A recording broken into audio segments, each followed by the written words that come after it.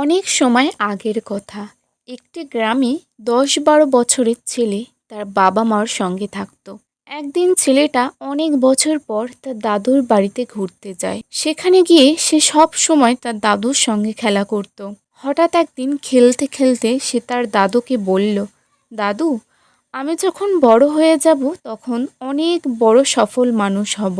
তুমি কি আমাকে এমন কিছু উপায় বলতে পারো যা আমাকে সফল হতে সাহায্য করবে? তখন তার দাদু মুচকি হেসে তার দিকে তাকায় এবং হ্যাঁ বলে। তারপর তার দাদু তাকে গাছের দোকানে নিয়ে যায়, যেখানে ছোট ছোট চারাগাছ পাওয়া যায়। সেখান থেকে তার দাদু দুটো ছোট ছোট চারাগাছ নেয় এবং বাড়ি ফিরে আসে। ঘরে আসার পর তারা দুজনেই একটি চারাগাছ একটি বড় গামলাতে লাগিয়ে দেয়, আর সেই গামলাটিকে ঘরের ভিতরে রেখে দেয়। অন্যদিকে আরেকটি চারাগাছ ঘরের বাইরে লাগিয়ে দেয়। তারপর সে তার নাতির কাছে জিজ্ঞাসা করে, তোমার কি মনে হয় কোন গাছটি ভবিষ্যতে ভালোভাবে বড় হবে? বাচ্চাটি একটু চিন্তা করে। তারপর তার দাদুকে বলে, আমরা ঘরের ভিতরে যে চারাগাছটি লাগিয়েছি সেটা ভালোভাবে বড় হবে, কেননা সে ঘরের ভিতরেই নানা রকম অসুবিধার থেকে দূরে থাকবে। আর যে গাছটা আমরা বাইরে লাগিয়েছি সেটার অনেকগুলো ঝুঁকি আছে, যেমন সূর্যের প্রচণ্ড তাপ, ঝড়, বৃষ্টি এবং গৃহপালিত পশুর থেকেও ঝুঁকি আছে। তার দাদু মুচকি হাসে এবং তাকে বলে, ভবিষ্যতে দেখবে এই দুটো গাছের সঙ্গে কি হয়। তারপর ৪ বছর পর সে আবার তার দাদুর বাড়িতে ঘুরতে যায়। দাদুকে দেখার পর সে আবার তার দাদুকে জিজ্ঞাসা করে, শেষের দিকে আমি তোমাকে বলেছিলাম জীবনে সফল হওয়ার উপায় কী, কিন্তু তুমি আমাকে কিছুই বলনি। এবার আমাকে বলতেই হবে কিভাবে জীবনে সফলতা আসবে। তার দাদু হেসে বলে, অবশ্যই বলবো।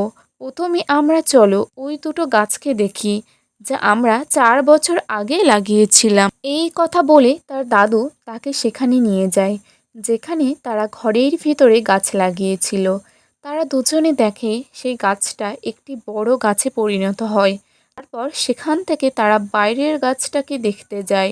দুজনে দেখে যে ছোট চারা গাছটি এখন বিশাল বড় গাছে পরিণত হয়েছে।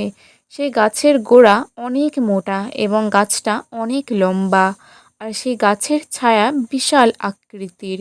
তারপর দাদু তার দিকে তাকায় এবং তাকে বলে, এবার বলো কোন গাছটা সব থেকে বড় এবং মজবুত, কোন গাছটা সব থেকে বেশি সফলতা পেয়েছে। বাচ্চাটি বলে যে গাছটি আমরা বাইরে লাগিয়েছিলাম সেটা। কিন্তু দাদু, এটা কি করে সম্ভব? এই গাছটা তো অনেক অসুবিধার সঙ্গে বড় হয়েছে, কিন্তু তারপরেও কি করে এই গাছটা এত বিশাল বড় হয়েছে? তারপর তার দাদু তার দিকে তাকায় এবং বলে, তুমি ঠিক বলেছ, যে গাছটা আমরা বাইরে লাগিয়েছিলাম সে অনেক অসুবিধা সহ্য করেছে, ওই সব কারণেই সে এত মজবুত এবং বিশাল হতে পেরেছে। কিন্তু এই অসুবিধাগুলো তার কাছে এখন খুবই সামান্য। তারপর তার দাদু তার দিকে তাকায় এবং তাকে বলে, একটা কথা সব সময় মনে রাখবে, যতক্ষণ তুমি কষ্ট সহ্য করবে না ততক্ষণ তুমি অসুবিধার মধ্যে পড়বে না, ততক্ষণ তুমি তোমার জীবনে সফলতাও খুঁজে পাবে না। যদি তুমি তোমার জীবনে সব সময় সহজ পথ বেছে নাও তাহলে তুমি তোমার জীবনে অতটাও বড় হতে পারবে না যতটা তুমি আশা করেছ। আর যদি তুমি তোমার সব অসুবিধার জন্য প্রস্তুত থাকো তাহলে তুমি তোমার জীবনে কোনো কিছুই পেতে অসফল হবে না, আর বড় বড় অসুবিধা তখন তোমার কাছে ক্ষুদ্র ক্ষুদ্র মনে হবে। এই কথা শোনার পর বাচ্চাটি একটা গভীর নিঃশ্বাস নিল। তারপর সে ওই বিশাল বড় গাছটার দিকে দেখতে থাকলো।